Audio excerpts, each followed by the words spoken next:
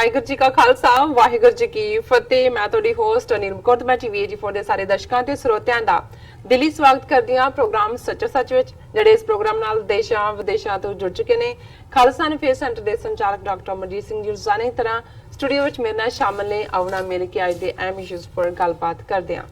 ਜੀ ਡਾਕਟਰ ਸਾਹਿਬ ਵਾਹਿਗੁਰੂ ਜੀ ਕਾ ਖਾਲਸਾ ਵਾਹਿਗੁਰੂ ਜੀ ਕੀ ਫਤਿਹ। ਜੀ ਡਾਕਟਰ ਸਾਹਿਬ ਜੀ ਆਇਆਂ ਨੂੰ ਪ੍ਰੋਗਰਾਮ ਸੱਚੋ ਸੱਚ ਵਿੱਚ ਬਹੁਤ ਸ਼ੁਕਰੀਆ ਜੀ। ਡਾਕਟਰ ਸਾਹਿਬ ਅੱਜ 28 ਜੂਨ 2019 13 ਹੜ ਨਾਨਕਸ਼ਾਹੀ ਸੰਮਤ 551 ਦਾ ਦਿਨ ਹੈ ਤੇ ਡਾਕਟਰ ਸਾਹਿਬ ਪ੍ਰੋਗਰਾਮ ਸ਼ੁਰੂ ਕਰਨ ਤੋਂ ਪਹਿਲਾਂ ਅਸੀਂ ਦਰਸ਼ਕਾਂ ਤੇ ਸਰੋਤਿਆਂ ਨੂੰ ਹਮੇਸ਼ਾ ਤਰ੍ਹਾਂ ਦੱਸਦੀ ਵਿਊਅਰਸ, ਜੇ ਤੁਸੀਂ ਹੱਕ ਸੱਚ ਇਨਸਾਫ ਤੇ ਪੈਰਾ ਦਿਨ ਦਾ ਇੱਕੋ ਇੱਕ ਚੈਨਲ TV84 ਨੂੰ ਦੇਖਣਾ ਚਾਹੁੰਦੇ ਹੋ ਤਾਂ ਤੁਸੀਂ ਦੇਖ ਸਕਦੇ ਹੋ ਸਪੈਕਟਰਮ ਕੇਬਲ, ਆਰਸਿਨ cable, Bell Fibe cable in Canada, roku, Jadoo box, ਸ਼ਾਵਾ, Facebook TV84 ਦੀ ਐਪ ਰਾਹੀਂ online streaming and IP box ਤੇ ਤੁਸੀਂ TV84 ਨੂੰ ਦੇਖ ਸਕਦੇ ਹੋ। ਵਿਊਅਰਸ, ਜੇ ਤੁਸੀਂ TV84 ਨਾਲ ਜਾਂ ਪ੍ਰੋਗਰਾਮ ਸੱਚੋ ਸੱਚ ਨਾਲ Facebook ਰਾਹੀਂ ਜੁੜੇ ਹੋ ਤਾਂ ਇਸ ਨੂੰ ਵੱਧ ਲਾਈਕ ਕਰੋ ਤੇ ਸ਼ੇਅਰ ਕਰੋ ਅਤੇ ਨਾਲ ਹੀ YouTube ਤੇ ਸਬਸਕ੍ਰਾਈਬ ਕਰੋ। ਇਹ ਵੀ ਦੱਸ ਦਈਏ ਕਿ ਤੁਸੀਂ TV84 ਦੀ ਐਪ ਨੂੰ Android ਐਂਡ App Store ਤੇ ਡਾਊਨਲੋਡ ਕਰਕੇ TV84 ਦੀ ਜੋ ਲਾਈਵ ਸਟ੍ਰੀਮ ਹੈ ਉਸ ਨੂੰ ਤੁਸੀਂ 24 ਆਵਰਸ ਦੇਖ ਸਕਦੇ ਹੋ। ਹੁਣ ਆਪਾਂ ਆਪਣੇ ਪ੍ਰੋਗਰਾਮ ਦੀ ਸ਼ੁਰੂਆਤ ਕਰਾਂਗੇ, ਜਿਸ ਤਰ੍ਹਾਂ ਕਿ ਇਸ ਵੀਕ ਦਾ ਆਪਾਂ ਐਂਡ ਵਾਲਾ ਯਾਨੀ ਕਿ ਅਖੀਰਲਾ ਪ੍ਰੋਗਰਾਮ ਆਪਾਂ ਕਰਨ ਜਾ ਰਹੇ ਹਾਂ। ਅਸੀਂ ਸਾਰਿਆਂ ਨੂੰ ਹੈਪੀ ਵੀਕਐਂਡ ਕਹਿੰਦੇ ਹਾਂ ਔਰ ਅੱਜ ਆਪਾਂ ਗੱਲਬਾਤ ਕਰਾਂਗੇ ਜਿਸ ਤਰ੍ਹਾਂ ਕਿ ਮੈਂ ਪਹਿਲਾਂ ਤੇ ਨਜ਼ਮ ਬੋਲਾਂਗੀ ਕਿਉਂਕਿ ਇਸ 29 ਜੂਨ ਨੂੰ ਰਣਜੀਤ ਸਿੰਘ ਮਹਾਰਾਜਾ ਰਣਜੀਤ ਸਿੰਘ ਜੀ ਦੀ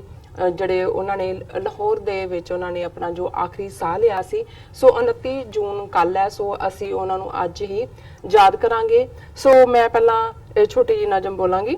ਮਹਾਬਲੀ ਰਣਜੀਤ ਸਿੰਘ ਹੋਇਆ ਪੈਦਾ, ਮਹਾਬਲੀ ਰਣਜੀਤ ਸਿੰਘ ਹੋਇਆ ਪੈਦਾ, ਨਾਲ ਜ਼ੋਰ ਦੇ ਮੁਲਕ ਹਿਲਾਏ ਗਿਆ, ਮੁਲਤਾਨ ਕਸ਼ਮੀਰ ਪਸ਼ੌਰ ਚੰਬਾ, ਜੰਮੂ ਕਾਂਗੜਾ ਕੋਟ ਨਿਵਾਏ ਗਿਆ, ਹੋਰ ਦੇਸ਼ ਲਦਾਖ ਤੇ ਚੀਨ ਤੋੜੀ, ਹੋਰ ਦੇਸ਼ ਲਦਾਖ ਤੇ ਚੀਨ ਤੋੜੀ, ਸਿੱਕਾ ਆਪਣੇ ਨਾਮ ਚਲਾਏ ਗਿਆ, ਸ਼ਾਹ ਮੁਹੰਮਦਾ ਜਾਨ 50 ਬਰਸਾਂ, ਸ਼ਾਹ ਮੁਹੰਮਦਾ ਜਾਨ 50 ਬਰਸਾਂ, ਅੱਛਾ ਰੱਜ ਕੇ ਰਾਜ ਕਮਾਏ ਗਿਆ। ਹੁਣ ਆਪਾਂ ਗੱਲਬਾਤ ਕਰਾਂਗੇ ਮਹਾਰਾਜਾ ਰਣਜੀਤ ਸਿੰਘ ਜੀ ਦੀ ਜੋ ਅੱਜ ਉਹਨਾਂ ਦੀ ਬਰਸੀ ਆਪਾਂ ਉਹਨਾਂ ਨੂੰ ਯਾਦ ਕਰ ਰਹੇ ਹਾਂ। ਸੋ ਇਸ ਬਾਰੇ ਆਪਾਂ ਡਾਕਟਰ ਸਾਹਿਬ ਕੋਲੋਂ ਉਹਨਾਂ ਦੇ ਵਿਚਾਰ ਸੁਣਦੇ ਹਾਂ, ਖੁੱਲ ਕੇ ਉਹਨਾਂ ਦੇ ਵਿਚਾਰ ਸੁਣਦੇ ਹਾਂ ਇਹਨਾਂ ਬਾਰੇ। ਜੀ ਡਾਕਟਰ ਸਾਹਿਬ ਕੀ ਕਹਿਣਾ ਚਾਹੋਗੇ? ਦੇਖੋ, ਤੁਸੀਂ ਬੜੀ ਚੰਗੀ ਸ਼ੁਰੂਆਤ ਕੀਤੀ ਹੈ ਜੀ, ਥੈਂਕ ਯੂ ਸੋ ਜਿਹੜੀ ਤੁਸੀਂ ਨਜ਼ਮ ਦਾ ਇੱਕ ਹਿੱਸਾ ਸੁਣਾਇਆ ਹੈ। ਇਹ ਅਸਲ 'ਚ ਸ਼ਾਹ ਮੁਹੰਮਦ ਜਿਹੜੇ ਕਿ ਅੱਜ ਪੰਜਾਬ ਦੇ ਇੱਕ ਇਤਿਹਾਸਕਾਰ ਵਜੋਂ ਵੀ ਜਾਣੇ ਜਾਂਦੇ ਨੇ। ਬੇਸ਼ੱਕ ਉਹ ਕਿੱਸਾਕਾਰ ਸਨ ਔਰ ਉਹਨਾਂ ਨੇ ਜਿਹੜੀ ਪਹਿਲੀ ਸਿੱਖਾਂ ਅੰਗਰੇਜ਼ਾਂ ਦੀ ਜੰਗ ਹੋਈ 1846 'ਚ, ਉਹਦੇ 'ਚ ਉਹਨਾਂ ਨੇ ਜਿਹੜੀ ਕਹਾਣੀ ਕਹੀ ਉਹਦਾ ਨਾਮ ਮੁੱਢਲੇ ਤੌਰ ਤੇ ਉਹਨਾਂ ਦੀ ਉਸ ਲੰਬੀ ਨਜ਼ਮ ਦਾ ਸੀ ਜੰਗ ਹਿੰਦ ਪੰਜਾਬ, ਕਿਉਂਕਿ ਉਹਦੇ 'ਚ ਉਹਨਾਂ ਨੇ ਇਹ ਬੜੀ ਕਲੀਅਰਲੀ ਕਿਹਾ ਸੀ ਕਿ ਜੰਗ ਹਿੰਦ ਪੰਜਾਬ ਦਾ ਹੋਣ ਲੱਗਾ, ਦੋਵੇਂ ਪਾਤਸ਼ਾਹੀ ਫੌਜਾਂ ਭਾਰੀਆਂ ਨੇ, ਅੱਜ ਹੋਵੇ ਸਰਕਾਰ ਤਾਂ ਮੁੱਲ ਪਾਵੇ, ਜਿਹੜੀਆਂ ਖਾਲਸੇ ਨੇ ਤੇਗਾਂ ਮਾਰੀਆਂ ਨੇ। ਸੋ ਜ਼ਾਹਰ ਹੈ ਸ਼ਾਹ ਮੁਹੰਮਦ ਨੇ ਉਸ ਜੰਗ ਦਾ ਅਕਾਊਂਟ ਵੀ ਦਿੱਤਾ ਔਰ ਉਸ ਆਪਣਾ ਜਿਹੜਾ ਕਿੱਸਾ ਬਾਅਦ 'ਚ ਜਿਹੜਾ ਸਿੰਘਾਂ ਫਰੰਗੀਆਂ ਕਰਕੇ ਕਿੱਸਾ ਸਿੰਘਾਂ ਫਰੰਗੀਆਂ ਜਾਂ ਜੰਗਨਾਮਾ ਸਿੰਘਾਂ ਫਰੰਗੀਆਂ ਕਰਕੇ ਹੁਣ ਉਹਨੂੰ ਜਾਣਿਆ ਜਾਂਦਾ ਹੈ। ਇਹ ਵੀ ਇੱਕ ਚਲਾਕੀ ਹੈ ਕਿ ਕਿਵੇਂ ਜੰਗ ਹਿੰਦ ਪੰਜਾਬ ਨੂੰ, ਕਿਉਂਕਿ ਇੱਕ ਪਾਸੇ ਪੰਜਾਬ ਹੈ, ਮਹਾਰਾਜਾ ਰਣਜੀਤ ਸਿੰਘ ਜਿਹੜੇ ਕਿ ਚੜ੍ਹਾਈ ਕਰ ਚੁੱਕੇ ਨੇ, ਉਹਨਾਂ ਤੋਂ ਬਾਅਦ ਉਹਨਾਂ ਦੇ ਜਾਨਸ਼ੀਨਾਂ ਦੀ ਘਰੇਲੂ ਖਾਨਾ ਜੰਗੀ ਜਿਨ੍ਹਾਂ ਨੂੰ ਅੰਗਰੇਜ਼ਾਂ ਨੇ ਇੱਕ ਕੰਸਪੀਰੇਸੀ ਦੇ ਤਹਿਤ ਜਿਹੜਾ ਉਹ ਵਡਾਵਾ ਦਿੱਤਾ, ਪਰ ਇਸ ਨੂੰ ਬਾਅਦ 'ਚ ਦਾ ਨਾਂ ਵੀ ਜਿਹੜਾ ਹੈ ਜੰਗਨਾਮਾ ਸਿੰਘਾਂ ਫਰੰਗੀਆਂ। ਪਰ ਇਹ ਸ਼ਾਹ ਮੁਹੰਮਦ ਦੀ ਜਿਹੜੀ ਸਾਰੀ ਲਿਖਤ ਹੈ, ਪੋਇਟਰੀ ਹੈ, ਜਿੱਥੇ ਉਸ ਦੌਰ ਦੀ ਅੰਦਰੂਨੀ ਕਹਾਣੀ ਨੂੰ ਬਿਆਨ ਕਰਦੀ ਹੈ, ਘਰੇਲੂ ਖਾਨਾ ਜੰਗੀ ਨੂੰ ਬਿਆਨ ਕਰਦੀ ਹੈ, ਜਿੱਥੇ ਸਿੱਖ ਫੌਜ ਦੀ ਬਹਾਦਰੀ ਕਿਵੇਂ, ਜਦੋਂ ਸ਼ਾਹ ਮੁਹੰਮਦ ਕਹਿੰਦੇ ਨੇ ਕਿ ਸ਼ਾਹ ਮੁਹੰਮਦਾ ਇੱਕ ਸਰਕਾਰ ਬਾਝੋਂ ਫੌਜਾਂ ਜਿੱਤ ਕੇ ਅੰਤ ਨੂੰ ਹਾਰੀਆਂ ਨੇ, ਤੇ ਫਿਰ ਇਹ ਬਿਲਕੁਲ ਜਿਹੜਾ ਲਾਰਡ ਗੱਫ ਅੰਗਰੇਜ਼ੀ ਫੌਜ ਦਾ ਜਨਰਲ ਹੈ, ਜਦੋਂ ਉਹ ਆਪਣੀ ਖੁਫੀਆ ਰਿਪੋਰਟ ਦੇ ਵਿੱਚ ਕਹਿੰਦਾ ਹੈ ਕਿ the results of the war would have been be different if the community of lions wouldn't have been be led by the traitors, ਕਿ ਇਸ ਜੰਗ ਦੇ ਨਤੀਜੇ ਕੋਈ ਹੋਰ ਹੀ ਹੁੰਦੇ ਜੇ ਸ਼ੇਰਾਂ ਦੀ ਕੌਮ ਦੀ ਅਗਵਾਈ ਜਿਹੜੇ ਆ ਉਹ ਗਦਾਰ ਨਾ ਕਰ ਰਹੇ ਹੁੰਦੇ। ਸੋ ਉਹ ਅਕਾਊਂਟ ਵੀ ਸ਼ਾਹ ਮੁਹੰਮਦ ਦਾ ਬੜਾ ਪ੍ਰੀਸਾਈਜ਼ ਹੈ। ਪਰ ਮੈਂ ਸਮਝਦਾ ਹਾਂ ਵੀ ਜਦੋਂ ਅਸੀਂ ਕਿਸੇ ਥਾਂ ਦੇ ਉੱਤੇ ਖਾਸ ਤੌਰ ਤੇ ਜਿਹੜੇ ਲੋਕ ਪੋਲੀਟੀਕਲ ਪਾਵਰ ਵੀਲਡ ਕਰਦੇ ਨੇ, ਜ਼ਾਹਿਰ ਹੈ ਪੋਲੀਟੀਕਲ ਪਾਵਰ ਕੋਈ ਤਸ਼ਤਰੀ ਦੇ ਉੱਤੇ ਰੱਖ ਕੇ ਨਹੀਂ ਦਿੰਦਾ, ਟਰੇ ਦੇ ਉੱਤੇ ਰੱਖ ਕੇ ਨਹੀਂ ਦਿੰਦਾ। ਪਾਵਰ ਲੈਣ ਦੇ ਲਈ ਵੀ ਤੁਸੀਂ ਸਾਜ਼ਿਸ਼ਾਂ ਵੀ ਕਰਦੇ ਹੋ, ਵਿਰੋਧੀਆਂ ਦਾ ਮੁੱਕੂ ਵੀ ਠੱਪਦੇ ਹੋ, ਕਈ ਵਾਰ ਜ਼ਿਆਦਤੀਆਂ ਵੀ ਕਰਦੇ ਹੋ। ਤੇ ਜਦੋਂ ਤੁਹਾਡੇ ਕੋਲ ਪਾਵਰ ਆਉਂਦੀ ਹੈ ਫਿਰ ਅਸੀਂ ਦੇਖਦੇ ਹਾਂ ਜਿਹਨੂੰ ਇਕਤਦਾਰ ਕਹਿੰਦੇ ਨੇ, ਉਹ ਤੁਹਾਨੂੰ ਅੰਨਾ ਬਣਾ ਦਿੰਦਾ ਹੈ। ਉਸ ਪਾਵਰ ਦੀ ਤੁਸੀਂ ਕੁਵਰਤੋਂ ਵੀ ਕਰਦੇ ਹੋ, ਉਸ ਦਾ ਮਿਸਯੂਜ਼ ਵੀ ਹੁੰਦਾ ਹੈ। ਪਰ ਜਦੋਂ ਸਮੇਂ ਦੀ ਡਸਟ ਸੈਟਲ ਹੋ ਜਾਂਦੀ ਹੈ, ਘੱਟਾ ਬੈਠ ਜਾਂਦਾ ਹੈ, ਬਿਲਕੁਲ, ਤੁਸੀਂ ਉਸ ਤੋਂ ਬਾਅਦ ਇਹ ਦੇਖਦੇ ਹੋ ਕਿ ਵੀ ਉਹ ਜਿਹੜਾ ਪੀਰੀਅਡ ਸੀ ਹਕੂਮਤ ਦਾ ਜਾਂ ਸਲਤਨਤ ਦਾ, ਉਹਦੇ ਚ ਕਿੰਨਾ ਕੁ ਅਦਲ ਸੀ,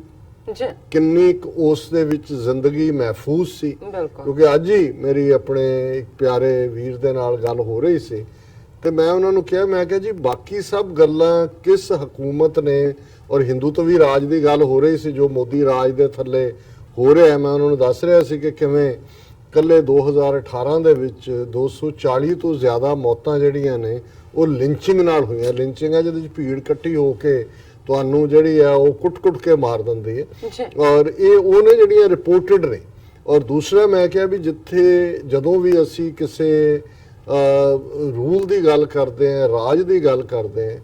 ਆਮ ਸ਼ਹਿਰੀ ਦੋ ਚੀਜ਼ਾਂ ਉਸ ਚੋਂ ਭਾਲਦਾ ਹੈ। ਇੱਕ ਤਾਂ ਉਸ ਦਾ ਮਹਿਫੂਜ਼ ਹੋਣਾ ਹੈ, ਜਿਹਨੂੰ ਅਸੀਂ ਸੇਫਟੀ ਸਿਕਿਉਰਿਟੀ ਕਹਿੰਦੇ ਹਾਂ, ਕਿ ਜੇ ਉਹ ਸਵੇਰੇ ਘਰੋਂ ਗਿਆ ਤੇ ਠੀਕ ਠਾਕ ਸ਼ਾਮ ਘਰ ਆ ਜਾਏ, ਔਰ ਉਹ ਮਹਿਫੂਜ਼ ਹੋਏ, ਉਹਦੀ ਕੋਈ ਕਮਾਈ ਨੂੰ ਕੋਈ ਲੁੱਟੇ ਨਾ, ਔਰ ਉਸ ਦੀ ਧੀ ਭੈਣ ਉਹਨਾਂ ਦੀ ਇੱਜ਼ਤ ਸੁਰੱਖਿਅਤ ਹੋਏ, ਸੇਫਟੀ ਹੈ। ਦੂਸਰਾ ਫੈਕਟਰ ਕਿਸੇ ਵੀ ਰਾਜ ਦਾ ਜਿਹੜਾ ਚੰਗਾ ਹੋਣ ਦਾ ਹੁੰਦਾ ਹੈ, ਉਹ ਹੁੰਦਾ ਹੈ ਅਦਲ, ਜਿਹਨੂੰ ਅਸੀਂ ਇਨਸਾਫ ਕਹਿੰਦੇ ਹਾਂ, ਜਸਟਿਸ ਕਹਿੰਦੇ ਹਾਂ। ਜਿੱਥੇ ਅਦਲ ਨਹੀਂ ਹੋਏਗਾ ਜਾਂ ਜ਼ਿੰਦਗੀ ਮਹਿਫੂਜ਼ ਨਹੀਂ ਹੋਏਗੀ, ਉਹ ਜਿੰਨਾ ਮਰਜ਼ੀ ਕੋਈ ਟਾਰਾ ਮਾਰੇ, ਜਿਹੜੇ ਮਰਜ਼ੀ ਮਜ਼ਹਬ ਦਾ ਲੇਬਲ ਲਾ ਕੇ ਉਹ ਤੁਰਿਆ ਫਿਰੇ, ਅਲਟੀਮੇਟਲੀ ਨਾ ਉਹਨੂੰ ਲੋਕ ਪਸੰਦ ਕਰਦੇ ਨੇ, ਨਾ ਉਹਨੂੰ ਇਤਿਹਾਸ ਜਾਣਿਆ ਜਾਂਦਾ। ਹੁਣ ਇਹ ਇੱਕ ਮੈਂ ਸਮਝਦਾ ਵੀ ਯੂਨੀਕ ਗੱਲ ਹੈ ਕਿ ਰਾਜਿਆਂ ਰਾਣੀਆਂ ਦੀਆਂ ਕਹਾਣੀਆਂ ਉਹਨਾਂ ਦੇ ਜਿਉਂਦੇ ਜੀ ਤਾਂ ਲੋਕ ਸੁਣਾਉਂਦੇ ਨੇ, ਲੇਕਿਨ ਅੱਜ ਜਦੋਂ ਅਸੀਂ ਇਹ ਗੱਲ ਕਰ ਰਹੇ ਹਾਂ, ਆਲਰੇਡੀ ਸਾਊਥ ਏਸ਼ੀਆ ਦੇ ਹੋਰਾਈਜ਼ਨ ਦੇ ਉੱਤੇ ਜਿਹੜਾ 29 ਜੂਨ ਦਾ ਸੂਰਜ ਚੜ੍ਹ ਚੁੱਕਾ ਹੈ, ਔਰ 29 ਜੂਨ ਤੋਂ ਠੀਕ 180 ਸਾਲ ਪਹਿਲਾਂ 29 ਜੂਨ 1839 ਨੂੰ ਮਹਾਰਾਜਾ ਰਣਜੀਤ ਸਿੰਘ, ਜਿਨ੍ਹਾਂ ਨੇ ਇੱਕ ਵਿਸ਼ਾਲ ਰਾਜ ਕਾਇਮ ਕੀਤਾ, ਜਿਹੜਾ ਦਰਿਆ ਖੈਬਰ ਤੋਂ ਲੈ ਕੇ ਤੇ ਲੱਦਾਖ ਪਾਰ ਕਰਕੇ ਤਿੱਬਤ ਤੱਕ ਸੀ, ਔਰ ਦੂਸਰੇ ਪਾਸੇ ਸ਼ਿਕਾਰਪੁਰ ਸਿੰਧ ਤੋਂ ਲੈ ਕੇ ਸਤਲੁਜ ਦੇ ਪੈਰਾਂ ਤੱਕ ਸੀ। 1.5 ਲੱਖ ਮੁਰੱਬਾ ਮੀਲ, 1.5 ਲੱਖ ਸਕੁਅਰ ਮਾਈਲ ਜਿਹਦੀ ਟੈਰੀਟਰੀ ਸੀ। ਔਰ ਸਾਨੂੰ ਸਾਡੇ ਮਿੱਤਰ ਵੀਰ ਗੁਰਮੀਤ ਸਿੰਘ ਬੱਬਰ, ਜਿਨ੍ਹਾਂ ਨੇ ਖਾਸ ਚੈਨਲ ਰਾਹੀਂ ਸਾਡੇ ਤੱਕ ਉਸ ਸੋਵਰਨ ਪੰਜਾਬ ਦਾ, ਜਿਹੜਾ ਮਹਾਰਾਜਾ ਰਣਜੀਤ ਸਿੰਘ ਦੇ ਪੀਰੀਅਡ ਦਾ ਪੰਜਾਬ ਸੀ, ਜਿਹਨੀਆਂ ਹੱਦਾਂ ਸੀ, ਉਹ ਨਕਸ਼ਾ ਭਿਜਵਾਇਆ। ਉਹ ਕਈ ਵਾਰ ਲਿਖ ਵੀ ਚੁੱਕੇ ਕਿ ਵੀ ਤੁਸੀਂ ਇਹਨੂੰ ਦਿਖਾਓ, ਕੱਲ ਵੀ ਉਹਨਾਂ ਨੇ ਲਿਖਿਆ ਸੀ, ਪਰ ਮੈਂ ਠੀਕ ਵੇਲੇ ਦੀ ਭਾਲ 'ਚ ਸੀ। ਔਰ ਮੈਨੂੰ ਲੱਗਾ ਕਿ ਅੱਜ ਜਦੋਂ ਅਸੀਂ ਮਹਾਰਾਜਾ ਰਣਜੀਤ ਸਿੰਘ ਨੂੰ ਔਰ ਉਹਨਾਂ ਦੇ ਸਿਸਟਮ ਦੇ ਵਿੱਚ ਐਸਾ ਕੀ ਸੀ ਜਿਸ ਨੂੰ ਦੇਖੋ, ਈਵਨ ਉਸ ਰਾਜ ਦੇ ਵਿੱਚ ਵੀ ਜਦੋਂ ਅਸੀਂ 1.5 ਲੱਖ ਸਕੁਅਰ ਮਾਈਲ ਟੈਰੀਟਰੀ ਦੀ ਗੱਲ ਕਰਦੇ ਉਹ, ਔਰ ਉਸ ਵਿਚਲੇ ਜਦੋਂ ਪੰਜਾਬ ਦੀ ਗੱਲ ਕਰਦੇ ਆ, ਦਰਾ ਖੈਬਰ ਤੋਂ ਲੈ ਕੇ ਜਿਹੜਾ ਜੇਲਮ ਤੱਕ ਹੈ, ਇਹ ਤਾਂ ਇਲਾਕਾ ਆਲਮੋਸਟ ਅਫਗਾਨ ਕਬੀਲਿਆਂ ਦਾ ਸੀ। ਔਰ ਦਰਿਆਏ ਸਿੰਧ ਦੇ ਪਰਲੇ ਪਾਸੇ, ਜਿਹਨੂੰ ਮਹਾਰਾਜਾ ਰਣਜੀਤ ਸਿੰਘ ਨੇ 800 ਸਾਲ ਬਾਅਦ, ਉਸ ਤੋਂ ਪਹਿਲਾਂ ਰਾਜਾ ਕਿਸੇ ਜੈਦੇਵ ਦਾ ਜ਼ਿਕਰ ਹੁੰਦਾ ਹੈ, ਲੇਕਿਨ 800 ਸਾਲ ਬਾਅਦ ਮਹਾਰਾਜਾ ਰਣਜੀਤ ਸਿੰਘ ਨੇ ਦਰਿਆਏ ਸਿੰਧ ਕ੍ਰਾਸ ਕਰਕੇ ਔਰ ਦਰਾ ਖੈਬਰ ਤੱਕ ਪਹੁੰਚ ਕਰਕੇ ਪਿਸ਼ਾਵਰ ਤੋਂ ਫਿਰ ਦਰਾ ਖੈਬਰ ਤੱਕ ਉਸ ਰਾਜ ਦੀਆਂ ਹੱਦਾਂ ਬਣਾਈਆਂ। ਔਰ ਉਹਨਾਂ ਦਾ ਜਿਹੜਾ ਉਹ ਨਕਸ਼ਾ ਹੈ ਬ੍ਰਿਟਿਸ਼ ਪੀਰੀਅਡ ਦਾ ਬਣਿਆ ਹੋਇਆ ਹੈ, ਕਿਉਂਕਿ ਬ੍ਰਿਟਿਸ਼ ਨੇ ਔਰ ਪੰਜਾਬ ਨੂੰ ਸਪੈਲ ਵੀ ਡਿਫਰੈਂਟਲੀ ਕੀਤਾ ਹੋਇਆ ਹੈ। ਔਰ ਮੈਂ ਸਮਝਦਾ ਵੀ ਕੁਝ ਚੀਜ਼ਾਂ ਇਤਿਹਾਸਕ ਅਹਿਮੀਅਤ ਦੇ ਲਈ ਜ਼ਰੂਰੀ ਨੇ, ਤਾਂ ਕਿ ਸਾਨੂੰ ਵੀ ਸਿੱਖ ਕੌਮ, ਜਦੋਂ ਅੱਜ 30 ਮਿਲੀਅਨ ਸਿੱਖ ਕੌਮ ਦਰਿਆਏ ਜਮਨਾ ਤੋਂ ਵਾਘਾ ਤੱਕ ਇੰਡੀਪੈਂਡੈਂਟ ਸੋਵਰਨ ਪੰਜਾਬ ਜਿਹੜਾ ਭਾਰਤੀ ਕਬਜ਼ੇ ਥੱਲੇ ਹੈ, ਉਹਨੂੰ ਲਿਬਰੇਟ ਕਰਾਉਣ ਦੇ ਲਈ ਜਿਹੜੀ ਹੈ ਉਹ ਸੰਘਰਸ਼ ਕਰ ਰਹੀ ਹੈ। ਸਾਡੀਆਂ 2 ਜਨਰੇਸ਼ਨਾਂ ਇਸ, ਜੇ ਅਸੀਂ 13 ਅਪ੍ਰੈਲ 1978 ਤੋਂ ਗੱਲ ਸ਼ੁਰੂ ਕਰੀਏ, ਇਸ ਦੇ ਲਈ ਕੁਰਬਾਨ ਹੋ ਚੁੱਕੀਆਂ ਨੇ, ਤੀਸਰੀ ਨੇ ਝੰਡਾ ਚੁੱਕਿਆ ਹੋਇਆ। ਤੇ ਫਿਰ ਇਹ ਬੜਾ ਜ਼ਰੂਰੀ ਹੈ ਜਿਹਦੇ 'ਚ ਤੁਸੀਂ ਪ੍ਰਾਈਡ ਲੈਂਦੇ ਹੋ ਆਪਣੇ ਵਿਰਸੇ ਦਾ, ਆਪਣੇ ਪਾਸਟ ਦਾ। ਔਰ ਮੈਨੂੰ ਯਾਦ ਹੈ 1988 ਦੀ ਇਹ ਗੱਲ ਹੋਏਗੀ, ਅਕਤੂਬਰ ਜਾਂ ਨਵੰਬਰ ਮਹੀਨੇ ਦੀ, ਜੀ ਦਸੰਬਰ ਦੀ ਹੋਏਗੀ, ਕਿਉਂਕਿ ਉਸ ਪੀਰੀਅਡ 'ਚ ਮੈਂ ਕੈਲੀਫੋਰਨੀਆ ਦੇ ਟ੍ਰੇਸੀ ਸ਼ਹਿਰ 'ਚ, ਛੋਟਾ ਜਿਹਾ ਸ਼ਹਿਰ ਹੈ ਬੇ ਏਰੀਏ ਤੋਂ ਸਟਾਕਟਨ ਦੇ ਵਿਚਾਲੇ, ਉੱਥੇ ਰੁਕਿਆ ਹੋਇਆ ਸੀ। ਉਹ ਟ੍ਰੇਸੀ 'ਚ ਹੀ ਡਾਕਟਰ ਗੁਰਿੰਦਰ ਸਿੰਘ ਗਰੇਵਾਲ ਜਿਹੜੇ ਨੇ ਬੜੇ ਪ੍ਰੋਮੀਨੈਂਟ ਕਾਰਡੀਓਲੋਜਿਸਟ ਨੇ, ਹੁਣ ਵੀ ਨੇ, ਜੀ ਔਰ ਉਹ ਉਹਨਾਂ ਦਿਨਾਂ ਦੇ ਵਿੱਚ ਪਾਕਿਸਤਾਨ ਗਏ, ਗੁਰਦੁਆਰਿਆਂ ਦੇ ਦਰਸ਼ਨ ਉਹਨਾਂ ਨੇ ਕੀਤੇ ਔਰ ਵਾਪਸ ਆਏ। ਔਰ ਕੁਦਰਤੀ ਟ੍ਰੇਸੀ ਜਿਨ੍ਹਾਂ ਦੀ ਮੇਜ਼ਬਾਨੀ 'ਚ ਮੈਂ ਰਹਿ ਰਿਹਾ ਸੀ, ਉਹਨਾਂ ਦੇ ਉਹ ਦੋਸਤ ਸਾਨੂੰ ਮਿਲਣ ਆਏ, ਤੇ ਮੇਰੇ ਨਾਲ ਵੀ ਉਹਨਾਂ ਦਾ ਤਾਰੁਫ ਹੋਇਆ, ਗੱਲਬਾਤ ਹੋਈ। ਤੇ ਮੈਂ ਉਹਨਾਂ ਨੂੰ ਕਿਹਾ ਜੀ ਪਾਕਿਸਤਾਨ 'ਚ ਤੁਸੀਂ ਪਹਿਲੀ ਵਾਰ ਗਏ? ਕਹਿੰਦਾ ਜੀ ਹਾਂ। ਮੈਂ ਕਿਹਾ ਕੀ ਤੁਹਾਨੂੰ ਕਿਸ ਗੱਲ ਨੇ ਸਭ ਤੋਂ ਜ਼ਿਆਦਾ ਪ੍ਰਭਾਵਿਤ ਕੀਤਾ? ਜੀ ਉਹ ਕਹਿਣ ਲੱਗੇ ਜੀ ਗੁਰਦੁਆਰਿਆਂ ਦੇ ਇੱਕ ਤੁਹਾਡੀ ਮਜ਼ਹਬੀ, ਤੁਹਾਡੇ ਅੰਦਰ ਇੱਕ ਰੋਜ਼ਾਨਾ ਅਸੀਂ ਅਰਦਾਸ ਕਰਦੇ ਹਾਂ, ਨਨਕਾਣਾ ਸਾਹਿਬ ਦੇ ਦਰਸ਼ਨ ਕੀਤੇ, ਪੰਜਾ ਸਾਹਿਬ ਦੇ ਕੀਤੇ, ਇੱਕ ਅੰਦਰ ਰੂਹਾਨੀ ਠੰਡ ਮਹਿਸੂਸ ਹੋਈ। ਪਰ ਕਹਿੰਦੇ ਵੀ ਸਭ ਤੋਂ ਜ਼ਿਆਦਾ ਜਿਸ ਨੇ ਮੈਨੂੰ ਮੁਤਾਸਰ ਕੀਤਾ ਔਰ ਮੇਰੀਆਂ ਅੱਖਾਂ 'ਚ ਅਥਰੂ ਵੀ ਆਏ ਆਪਣੀ ਅੱਜ ਦੀ ਹਾਲਤ ਨੂੰ ਦੇਖਦੇ ਹਾਂ, ਕਿਉਂਕਿ 88 'ਚ ਅਜੇ 4 ਸਾਲ ਘੱਲੂਘਾਰੇ ਨੂੰ ਹੋ ਕੇ ਹਟੇ ਸੀ, ਕਿ ਜਦੋਂ ਮੈਂ ਸ਼ਾਹੀ ਕਿਲੇ ਲਾਹੌਰ ਦੇ ਵਿੱਚ ਸਿੱਖ ਗੈਲਰੀ ਜਿਹੜੀ ਉਹਨਾਂ ਨੇ ਉਸੇ ਤਰ੍ਹਾਂ ਪ੍ਰੀਜ਼ਰਵ ਕੀਤੀ ਹੋਈ ਹੈ, ਬਹੁਤ ਸਾਰੀਆਂ ਚੀਜ਼ਾਂ ਸਿੱਖ ਰਾਜ ਦੀਆਂ, ਔਰ ਕਿਉਂਕਿ ਮਹਾਰਾਜਾ ਦਲੀਪ ਸਿੰਘ ਦੀ ਜਿਹੜੀ ਬੇਟੀ ਸ਼ਹਿਜ਼ਾਦੀ ਬੰਬਾ 1952 'ਚ ਉਹਨਾਂ ਦੀ ਲਾਹੌਰ 'ਚ ਹੀ ਮੌਤ ਹੋਈ। 47 ਤੋਂ ਬਾਅਦ ਉਹ ਪਾਕਿਸਤਾਨ 'ਚ ਹੀ ਸਨ, ਲਾਹੌਰ 'ਚ ਸਨ,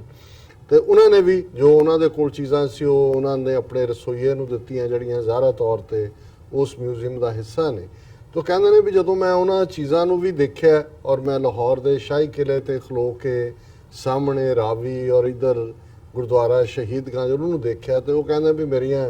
ਅੱਖਾਂ 'ਚ ਅਥਰੂ ਆਏ, ਇਹ ਸੋਚ ਕੇ ਕਿ ਵੀ ਕਿੱਥੇ ਅਸੀਂ ਇੱਕ ਸੋਵਰਨ ਕੌਮ ਜਿਨ੍ਹਾਂ ਨੇ ਇੱਕ ਸਦੀ ਸਟਰਗਲ ਕੀਤੀ ਪੋਲੀਟੀਕਲ ਪਾਵਰ ਲੈਣ ਦੇ ਲਈ, ਔਰ ਅਸੀਂ 80% ਤੋਂ ਜ਼ਿਆਦਾ ਕੁਰਬਾਨੀਆਂ ਜਦੋਂ 1849 'ਚ ਸਾਡਾ ਰਾਜ ਅੰਗਰੇਜ਼ਾਂ ਦੇ ਪੇਟੇ ਪਿਆ, ਸੋ ਕਾਲ ਜਿਹੜਾ ਭਾਰਤ ਹੈ ਉਹਨੂੰ ਆਜ਼ਾਦ ਕਰਾਉਣ ਦੇ ਲਈ ਦਿੱਤੀਆਂ। ਪਰ ਅੱਜ ਅਸੀਂ ਕਿਵੇਂ ਬੇਬਸ ਹੈ ਕਿ ਸਾਡਾ ਸਭ ਤੋਂ ਪਿਆਰਾ, ਪ੍ਰਾਣ ਪਿਆਰਾ ਹਰਮੰਦਰ ਸਾਹਿਬ, ਦਰਬਾਰ ਸਾਹਿਬ ਉਹ ਟੈਂਕਾਂ ਤੋਪਾਂ ਦੇ ਹਮਲੇ ਦਾ ਸ਼ਿਕਾਰ ਬਣਾਇਆ ਗਿਆ, ਔਰ ਸਾਡੀ ਜਵਾਨੀ ਪੰਜਾਬ 'ਚ ਕੋ ਕੇ ਮਾਰੀ ਜਾ ਰਹੀ ਹੈ। ਸੋ ਅਸੀਂ ਵੀ ਜਦੋਂ ਅੱਜ ਇਸ ਦਿਨ ਦੇ ਉੱਤੇ ਡਿਸਕਸ ਕਰ ਰਹੇ ਹਾਂ, ਤੇ ਇੱਕ ਗੱਲ ਬੜੀ ਯੂਨੀਕ ਹੈ ਕਿ ਜੇ 180 ਸਾਲ ਬਾਅਦ ਵੀ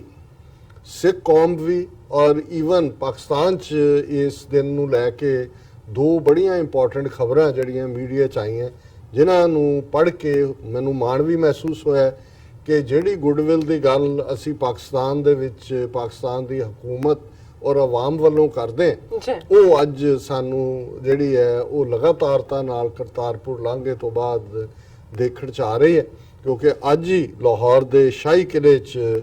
ਮਹਾਰਾਜਾ ਰਣਜੀਤ ਸਿੰਘ ਦਾ ਇੱਕ ਬੁੱਤ ਘੋੜੇ ਤੇ ਚੜ੍ਹਿਆ, ਔਰ ਘੋੜਾ ਵੀ ਜਿਹੜਾ ਉਸ ਵੇਲੇ ਦੇ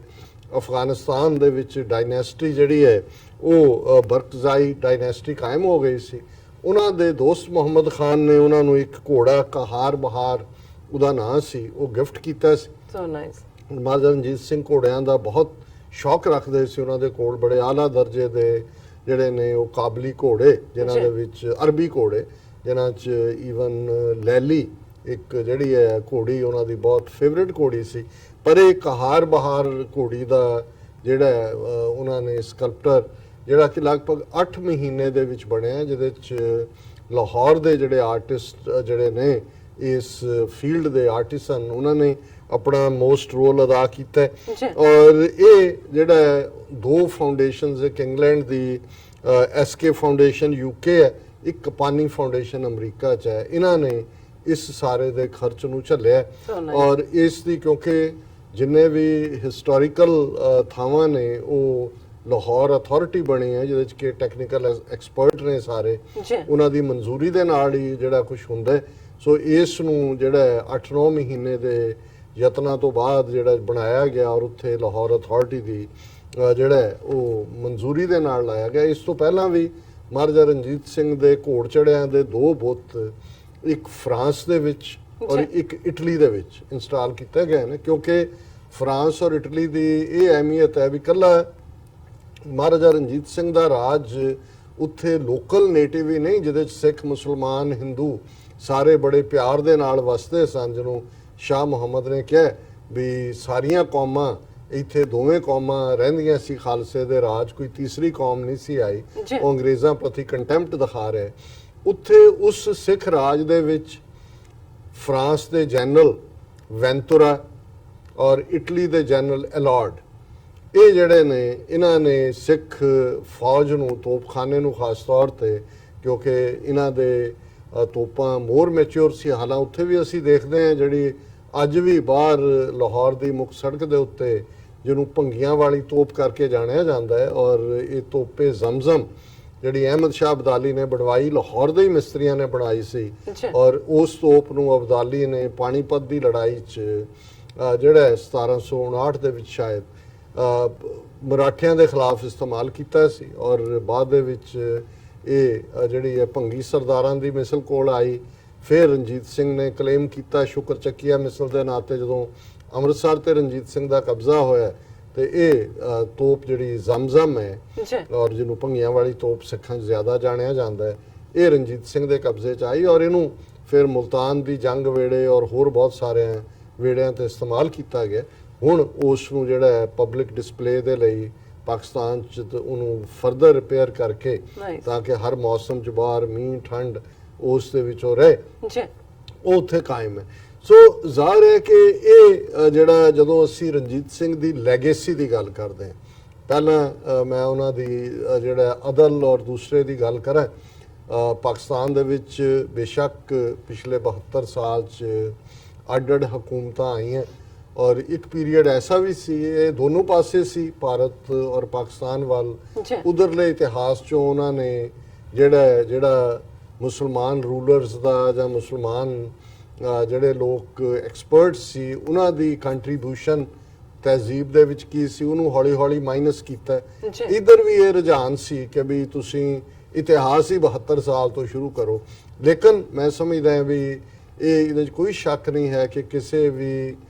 ਮੁਲਕ ਦਾ ਜਾਂ ਕਿਸੇ ਵੀ ਖਿੱਤੇ ਦਾ ਇਤਿਹਾਸ ਸਦੀਆਂ ਨਹੀਂ ਹਜ਼ਾਰਾਂ ਸਾਲ ਪੁਰਾਣਾ ਹੁੰਦਾ ਹੈ। ਔਰ ਪਾਕਿਸਤਾਨ ਦੇ ਵਿੱਚ ਅੱਜ ਜਦੋਂ ਪਾਕਿਸਤਾਨ ਇਸ ਗੱਲ ਦਾ ਫਖਰ ਕਰਦਾ ਹੈ ਕਿ ਜਿਹੜੀ ਪਹਿਲੀ ਤਹਿਜ਼ੀਬ 5000 ਸਾਲ ਪਹਿਲਾਂ ਇੰਡਸ ਵੈਲੀ ਸਿਵਲਾਈਜੇਸ਼ਨ ਸੀ, ਉਹ ਪਾਕਿਸਤਾਨ ਦੀ ਧਰਤੀ ਤੇ ਸੀ। ਉਹ ਲਰਕਾਨਾ ਹੋਏ, ਉਹ ਬਾਅਦ ਦੇ ਵਿੱਚ ਜੇ ਅਸੀਂ ਪੁਰਾਣੀਆਂ ਯੂਨੀਵਰਸਿਟੀਆਂ ਦੀ ਗੱਲ ਕਰਦੇ ਹਾਂ, ਤਕਸ਼ਲਾ ਦੀ ਯੂਨੀਵਰਸਿਟੀ ਰਾਵਲਪਿੰਡੀ ਦੇ ਏਰੀਆ 'ਚ, ਇਸੇ ਤਰ੍ਹਾਂ ਪਾਕਿਸਤਾਨ ਜਿਹਦੇ ਕੋਲ ਬੁੱਧ ਧਰਮ ਦੀ ਵੱਡੀ ਲੈਗੇਸੀ ਹੈ, ਜਿਹਦੇ ਕੋਲ ਮੈਂ ਸਮਝਦਾ ਵੀ ਸਿੱਖ ਧਰਮ ਦਾ 70% ਤੋਂ ਜ਼ਿਆਦਾ ਵਿਰਸਾ, ਕੱਲਾ ਪੋਲੀਟੀਕਲ ਪਾਵਰ ਤਾਂ ਬਾਅਦ ਦੀ ਗੱਲ ਹੈ। ਜੇ ਸਾਡਾ ਮੱਕਾ ਤੇ ਮਦੀਨਾ, ਨਨਕਾਣਾ ਸਾਹਿਬ ਔਰ ਕਰਤਾਰਪੁਰ ਸਾਹਿਬ ਪਾਕਿਸਤਾਨ 'ਚ ਨੇ, ਤੇ ਪਾਕਿਸਤਾਨ ਇੱਕ ਪਾਕ ਧਰਤੀ ਹੈ, ਬਲੈਸ ਧਰਤੀ ਹੈ ਆਪਣੇ ਲਈ ਵੀ ਔਰ ਸਾਡੇ ਲਈ ਵੀ। ਔਰ ਮੈਂ ਸਮਝਦਾ ਵੀ ਇਸੇ ਤਰ੍ਹਾਂ ਜਿਹੜੀ ਸਿੱਖ ਰਾਜ ਦੀ ਲੈਗੇਸੀ ਹੈ ਮਹਾਰਾਜਾ ਰਣਜੀਤ ਸਿੰਘ ਦੀ, ਕਿ ਇਹ ਗੁਜਰਾਂਵਾਲੇ ਦੇ ਦੋ ਗੱਭਰੂ, ਇੱਕ ਰਣਜੀਤ ਸਿੰਘ, ਇੱਕ ਹਰੀ ਸਿੰਘ ਨਲਵਾ, ਅੱਜ ਵੀ ਜਦੋਂ ਅਸੀਂ ਗੁਜਰਾਂਵਾਲੇ ਦੇ ਭਲਵਾਨ, ਘਿਓ ਦੇ ਪੀਪੇ ਪੀਣ ਵਾਲੇ, ਤਾਂ ਮੈਂ ਵੀ ਦੇਖਦਾ, ਮੈਂ ਕਿਹਾ ਵੀ ਇਹਨਾਂ 'ਚੋਂ ਹੀ, ਉਹਨਾਂ ਗਲੀਆਂ 'ਚ, ਉਹਨਾਂ ਮਹੱਲਿਆਂ 'ਚੋਂ ਅੱਜ ਵੀ ਗੁਜਰਾਂਵਾਲੇ 'ਚੋਂ ਘਰ ਕਾਇਮ ਹੈ ਜਿੱਥੇ ਰਣਜੀਤ ਸਿੰਘ ਦਾ ਜਨਮ ਹੋਇਆ, ਕਿ ਉਸ ਧਰਤੀ, ਉਸ ਮਿੱਟੀ ਨੇ ਜਿਹੜੇ ਨੇ ਇਸ ਕਿਸਮ ਦੇ ਬਲਕਾਰ ਯੋਧੇ ਦਿੱਤੇ ਨੇ। ਔਰ ਇਸ 'ਚ ਕੋਈ ਸ਼ੱਕ ਨਹੀਂ ਹੈ ਕਿ ਮਹਾਰਾਜਾ ਰਣਜੀਤ ਸਿੰਘ ਜਿਹਦੀ ਲੈਗੇਸੀ, ਬੇਸ਼ੱਕ ਇੱਕ ਇਨਸਾਨ ਦੇ ਤੌਰ ਤੇ ਹਰ ਇੱਕ 'ਚ ਕਮਜ਼ੋਰੀਆਂ ਹੁੰਦੀਆਂ। ਅਸੀਂ ਬਾਣੀ 'ਚ ਪੜ੍ਹਦੇ ਹਾਂ ਕਿ ਭੁੱਲਣ ਅੰਦਰ ਸਭ ਕੋ ਅਭੁੱਲ ਗੁਰੂ ਕਰਤਾਰ। ਜੇ ਮੈਂ ਇਸਲਾਮ ਦੇ ਪਾਰਲੇ 'ਚ ਕਹਿਣਾ ਹੋਏ ਕਿ ਇੱਕ ਅੱਲਾਹ ਤਾਲਾ ਗਲਤੀ ਨਹੀਂ ਕਰਦਾ, ਉਹਦਾ ਨਬੀ ਨਹੀਂ ਕਰਦਾ, ਔਰ ਅਸੀਂ ਕਹਿੰਦੇ ਹਾਂ ਵੀ ਰੱਬ ਤੇ ਗੁਰੂ ਇਹ ਗਲਤੀ ਨਹੀਂ ਕਰ ਸਕਦੇ, ਬਾਕੀ ਹੋਰ ਹਰ ਇਨਸਾਨ ਜਿਹੜਾ ਹੈ ਉਹ ਗਲਤੀ ਕਰਦੇ। ਔਰ ਰਣਜੀਤ ਸਿੰਘ 'ਚ ਵੀ ਉਹ ਇਨਸਾਨੀ ਕਮਜ਼ੋਰੀਆਂ ਵੀ ਸਨ। ਪਰ ਮੈਂ ਕਈ ਵਾਰ ਦੇਖਦਾ ਕਿ ਇੱਕ ਬੱਚਾ ਜਿਹੜਾ ਛੋਟੇ ਹੁੰਦਿਆਂ ਚੇਚਕ ਨੇ, ਸਮਾਲ ਪੌਕਸ ਨੇ ਉਹਨੂੰ ਬਦਸੂਰਤ ਬਣਾ ਦਿੱਤਾ, ਸਾਰਾ ਮੂੰਹ ਜਿਹੜਾ ਉਹ ਚੇਚਕ ਦੇ ਦਾਗਾਂ ਨਾਲ ਭਰਿਆ, ਇੱਕ ਅੱਖ ਦੀ ਰੋਸ਼ਨੀ ਵੀ ਚਲੀ ਗਈ, ਕੱਦ ਵੀ ਛੋਟਾ ਹੈ, ਸ਼ਾਇਦ 5 ਫੁੱਟ 4 ਇੰਚ ਤੋਂ ਜ਼ਿਆਦਾ ਨਹੀਂ ਹੋਏਗਾ, 10-11 ਸਾਲ ਦਾ, ਤੇ ਪਿਓ ਦੀ ਮੌਤ ਹੋ ਗਈ ਜੰਗ ਦੇ ਵਿੱਚ, ਇੱਧਰ ਵੀ ਦੁਸ਼ਮਣ ਮਿਸਲ, ਇੱਧਰ ਵੀ ਦੁਸ਼ਮਣ ਮਿਸਲ, ਕੋਰਾ ਅਨਪੜ੍ਹ। ਤੇ ਕਿਵੇਂ ਉਸ ਬੱਚੇ ਨੇ ਇੰਨਾ ਵੱਡਾ ਐਮਪਾਇਰ ਕਾਇਮ ਹੈ, ਔਰ ਉਹ ਜਿੱਥੇ ਕਿ ਇਨਸਾਫ ਸੀ, ਅਦਲ ਸੀ। ਔਰ ਇਹ ਸਾਰੇ ਹੀ ਰਣਜੀਤ ਸਿੰਘ ਦੇ ਬਾਇਓਗ੍ਰਾਫਰਸ ਨੇ ਲਿਖਿਆ ਕਿ ਜਿੱਥੇ ਉਹ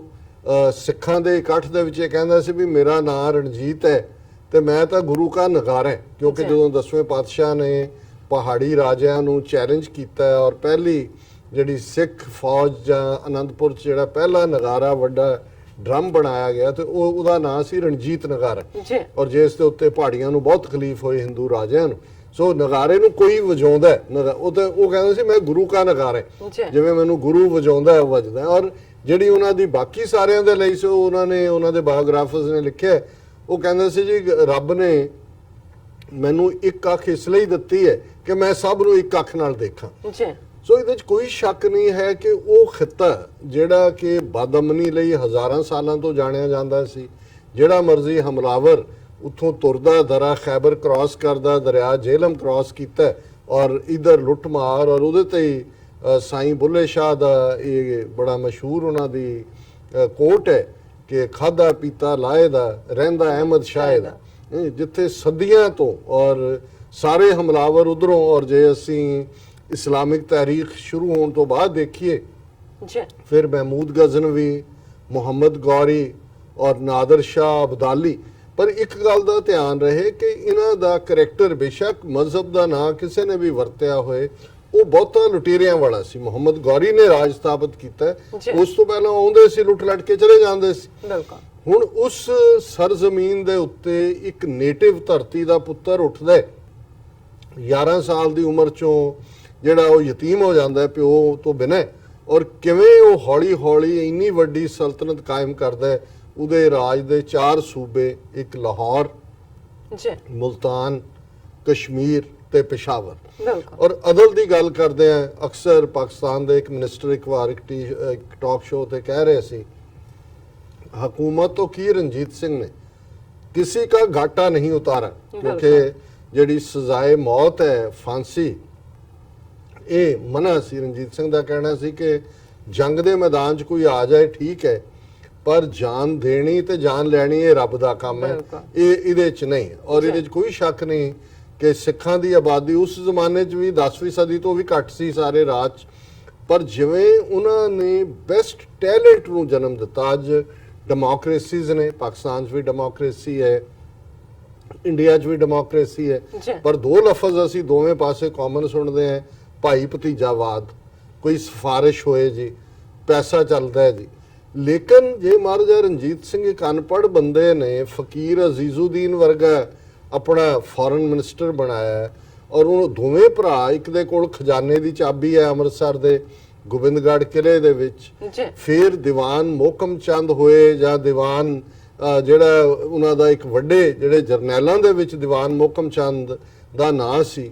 ਤੇ ਹਰੀ ਸਿੰਘ ਨਲੂਆ ਜਿਹੜਾ ਖੁਦ ਜਿਹਦੇ ਪਿਤਾ ਔਰ ਮਾਤਾ ਬਹੁਤ ਛੋਟੀ ਉਮਰ ਦੇ ਵਿੱਚ ਚੜ੍ਹਾਈ ਕਰ ਜਾਂਦੇ ਨੇ, ਉਹ 18 ਸਾਲਾਂ ਦੇ ਮੁੰਡੇ ਨੂੰ ਉਹ 14 ਸਾਲ ਦੀ ਉਮਰ 'ਚ ਰਣਜੀਤ ਸਿੰਘ ਦੀ ਅਰਦਲ 'ਚ ਆਉਂਦਾ ਔਰ ਉਹ ਜਿਹੜਾ ਜਰਨੈਲ ਬਣਦਾ, ਜਿਹਨੂੰ ਅੱਜ ਦੁਨੀਆ ਦੇ ਵੱਡੇ ਜਰਨੈਲਾਂ ਦੇ ਵਿੱਚ ਜਾਣਿਆ ਜਾਂਦਾ ਹੈ, ਜਿਹਨੇ ਖੈਬਰ ਪਖਤੂਨਖਵਾ ਉਸ ਜਿਹੜਾ ਪ੍ਰੋਵਿੰਸ ਹੈ ਉਸ ਖਿੱਤੇ ਦੇ ਵਿੱਚ ਜਾ ਕੇ ਕਿਵੇਂ ਲਾਅ ਐਂਡ ਆਰਡਰ ਨੂੰ ਸਥਾਪਿਤ ਕੀਤਾ। ਸੋ ਜ਼ਾਹਰ ਹੈ ਕਿ ਇਹ ਜਿਹੜਾ ਮੈਰਿਟ ਵਸਦਾ ਕ੍ਰਾਈਟੇਰੀਆ, ਇਹ ਵੱਖਰੀ ਗੱਲ ਹੈ ਕਿ ਉਹਦਾ ਫਾਇਦਾ ਉਠਾ ਕੇ ਯੂਪੀ ਦੇ ਮਿਸਰ ਲਾਲ ਸਿੰਘ ਤੇਜ ਸਿੰਘ ਔਰ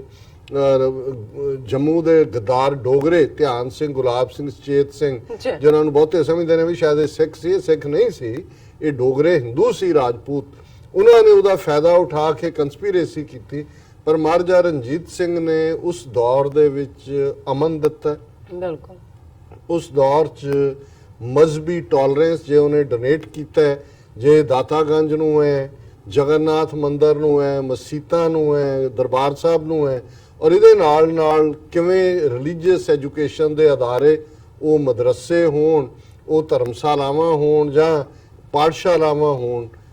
ਖੁੱਲੇ ਦਿਲ ਦੇ ਨਾਲ ਜਗੀਰਾਂ ਜਿਹੜੀਆਂ ਮੱਚ ਮੋਰ ਪਹਿਲੇ ਦੇ ਬਾਦਸ਼ਾਹਾਂ ਨਾਲੋਂ ਵੀ ਜ਼ਿਆਦਾ ਸਨ। ਔਰ ਇਸ ਗੱਲ ਦੇ ਉੱਤੇ ਹੀ ਜੇ ਅਸੀਂ ਅੱਜ ਰਿਲੀਜੀਅਸ ਟੋਲਰੈਂਸ ਦੀ ਗੱਲ ਕਰਦੇ ਕਿ ਕੋਈ ਹੈਦਰਾਬਾਦ ਤੋਂ ਇਸਲਾਮਿਕ ਸਕਾਲਰ ਜਿਹਨੇ ਕੁਰਾਨ ਸ਼ਰੀਫ ਹੱਥਾਂ ਨਾਲ ਲਿਖਿਆ, ਸਕ੍ਰਾਈਬ ਇਸਲਾਮਿਕ, ਉਹ ਜਾ ਰਿਹਾ, ਉਹ ਗੁਜ਼ਰ ਰਿਹਾ ਔਰ ਉਹਨੇ ਦੇਖਿਆ ਕਿ ਲੱਦਿਆ ਹੋਇਆ ਵੱਡਾ ਕੁਰਾਨ ਸ਼ਰੀਫ, ਔਰ ਰਣਜੀਤ ਸਿੰਘ ਟਹਿਲ ਰਿਹਾ ਰਾਵੀ ਦੇ ਉਸ ਦਰਿਆ ਦੇ ਕੰਢੇ, ਫਕੀਰ ਅਜ਼ੀਜ਼ੁਦੀਨ ਵੀ ਨਾਲ ਨੇ ਉਹਨਾਂ ਦੇ। ਉਹਨਾਂ ਨੇ ਉਹਨਾਂ ਨੂੰ ਪੁੱਛਿਆ ਕਿ ਵੀ ਕੀ ਹੈ, ਉਹਨਾਂ ਨੇ ਕਿਹਾ ਜੀ ਇਹਨਾਂ ਨੇ ਬੜੀ ਮਿਹਨਤ ਦੇ ਨਾਲ ਕੁਰਾਨ ਸ਼ਰੀਫ ਲਿਖਿਆ ਔਰ ਇਹ ਜਾ ਰਹੇ ਨੇ। ਉਹਨਾਂ ਨੇ ਕਿਹਾ ਜੀ ਉਹ ਫਲਾਣੀ ਥਾਂ ਤੇ ਇਹ ਜਾ ਰਹੇ ਨੇ, ਕਿ ਉੱਥੇ ਉਹਨਾਂ ਨੂੰ ਸ਼ਾਇਦ ਹੈਦਰਾਬਾਦ ਜਾ ਰਹੇ ਨੇ, ਕਿਉਂਕਿ ਨਿਜ਼ਾਮ ਸੀ ਕਿ ਉੱਥੇ ਇਹਨਾਂ ਨੂੰ ਇਹਦਾ ਮੁੱਲ ਮਿਲੇਗਾ, ਕਿਉਂਕਿ ਹੋਰ ਕੋਈ ਦੇਸੀ ਰਿਆਸਤਾਂ ਜਾਂ ਉਹਨਾਂ ਨੇ ਜਿਹੜਾ ਉਹਨਾਂ ਤੋਂ ਪੁੱਛਵਾਇਆ ਕਿ ਕਿੰਨਾ ਕੁ ਹੈ, ਕੀ ਐਕਸਪੈਕਟ ਕਰਦਾ ਹੈ ਜਾਂ ਕੀ ਹੈ, ਤੇ ਉਹਨੇ ਜਿੰਨਾ ਵੀ ਕਿਹਾ ਉਸ ਤੋਂ 4 ਗੁਣਾ ਦੇ ਕੇ ਜਿਹੜੀ ਕੀਮਤ ਉਸ ਜ਼ਮਾਨੇ 'ਚ ਬਹੁਤ ਜ਼ਿਆਦਾ ਸੀ, ਉਹਨਾਂ ਨੇ ਬੜੇ ਸਤਿਕਾਰ ਦੇ ਨਾਲ ਕੁਰਾਨ ਮਜੀਦ ਲਿਆ, ਆਪਣੇ ਮੱਥੇ ਨਾਲ ਲਾਇਆ ਔਰ ਉਹ ਜਿਹੜਾ ਫਕੀਰ ਅਜ਼ੀਜ਼ੁਦੀਨ ਨੂੰ ਗਿਫਟ ਕੀਤਾ, ਜਿਹੜਾ ਉਹਨਾਂ ਦੇ ਪਰਿਵਾਰ ਦੇ ਕੋਲ, ਕਿਉਂਕਿ ਲਾਹੌਰ 'ਚ ਫਕੀਰ ਅਜ਼ੀਜ਼ੁਦੀਨ ਹੋਰਾਂ ਦੇ ਪਰਿਵਾਰ 'ਚੋਂ ਫਕੀਰ ਸੈਫੁਦੀਨ ਨੇ ਜੇ ਜਦੋਂ ਅੱਜ ਮਹਾਰਾਜਾ ਰਣਜੀਤ ਸਿੰਘ ਦਾ ਜਿਹੜਾ ਬੁੱਤ ਹੈ ਇਹ 9 ਫੁੱਟ ਦਾ ਘੋੜ ਚੜਿਆ ਉੱਥੇ ਇੰਸਟਾਲ ਹੋਇਆ, ਤੇ ਇਹ ਫਕੀਰ ਸੈਫੁਦੀਨ ਵੀ ਸਨ। ਉਹਨਾਂ ਦੇ ਆਪਣੇ ਘਰ ਦੇ ਵਿੱਚ ਬਹੁਤ ਵੱਡਾ ਮਿਊਜ਼ੀਅਮ ਹੈ ਔਰ ਜਿਹਦੀਆਂ ਵੀਡੀਓਜ਼ ਵੀ ਪਈਆਂ ਹੋਈਆਂ ਨੇ, ਜਿਹਦੇ 'ਚ ਜਿਹੜੀਆਂ ਗਿਫਟਸ ਔਰ ਨਿਸ਼ਾਨੀਆਂ ਔਰ ਹੋਰ ਹਿਸਟੋਰੀਕਲ ਡਾਕੂਮੈਂਟ, ਔਰ ਇਹਨਾਂ ਦੇ ਇੱਕ ਬਜ਼ੁਰਗ ਨੇ ਸ਼ਾਇਦ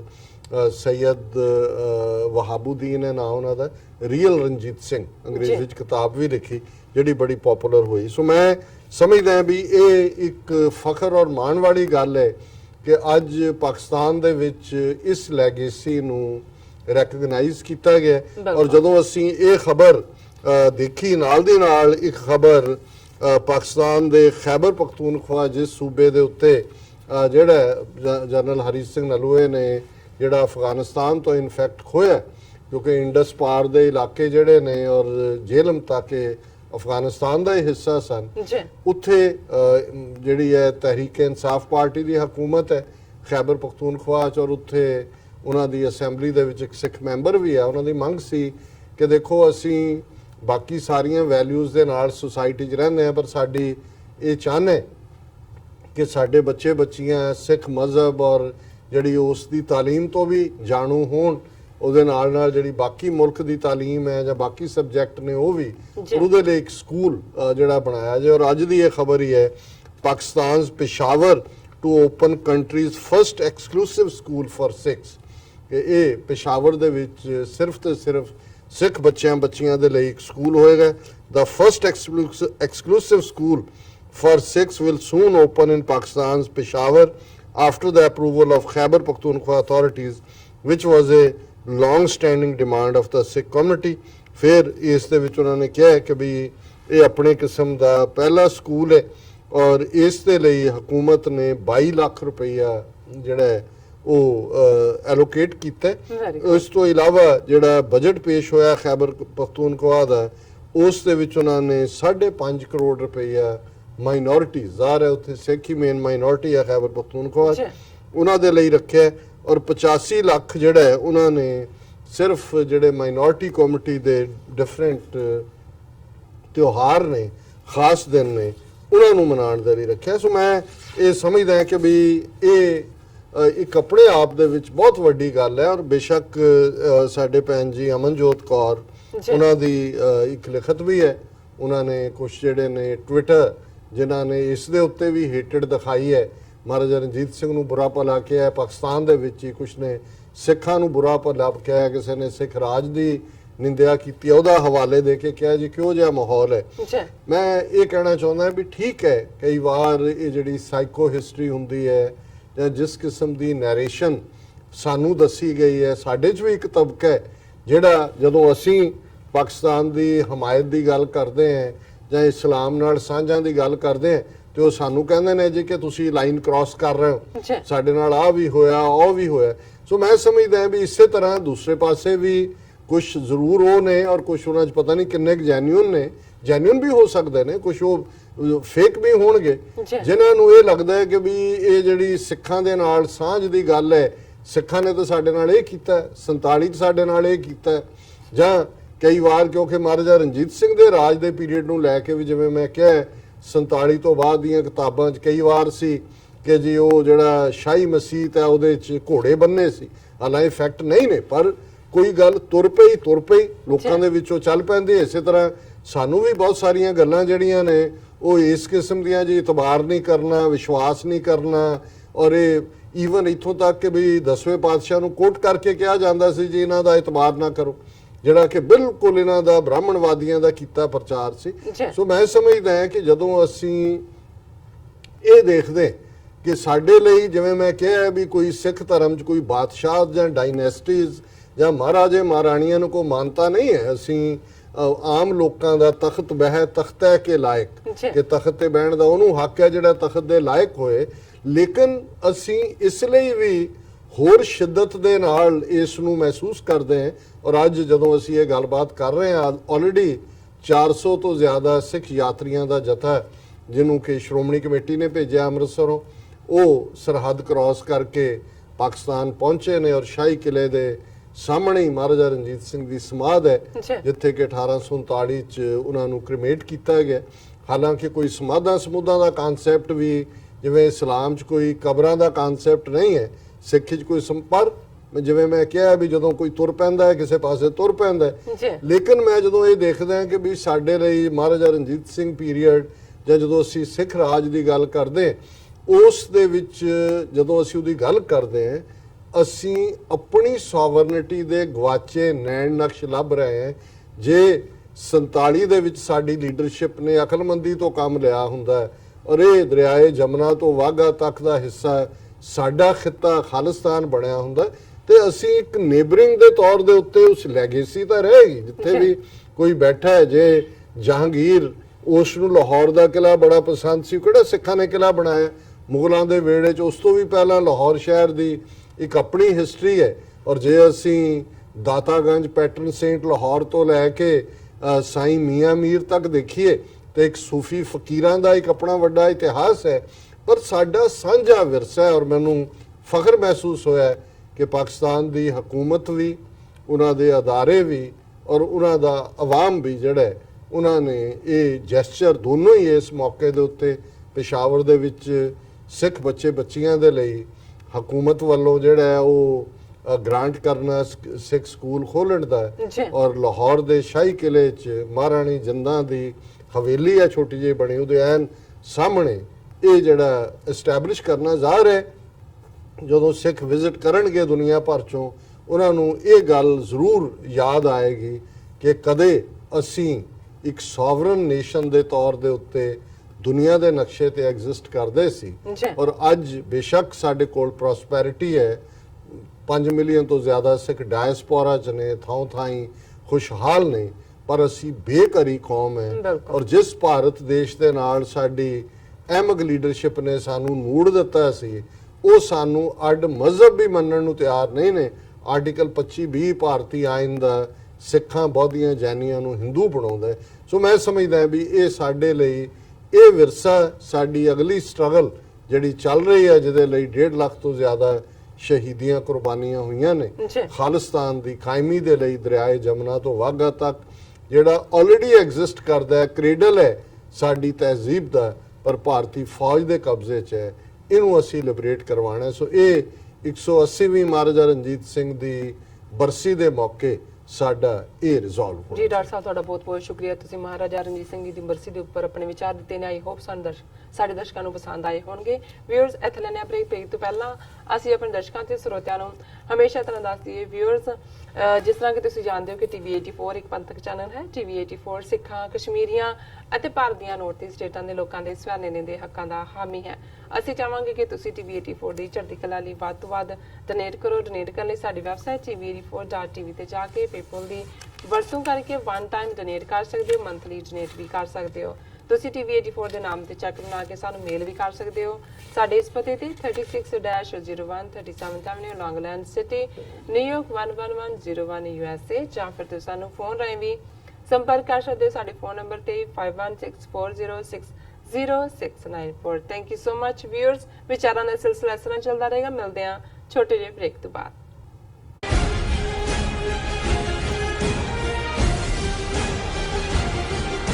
जून 19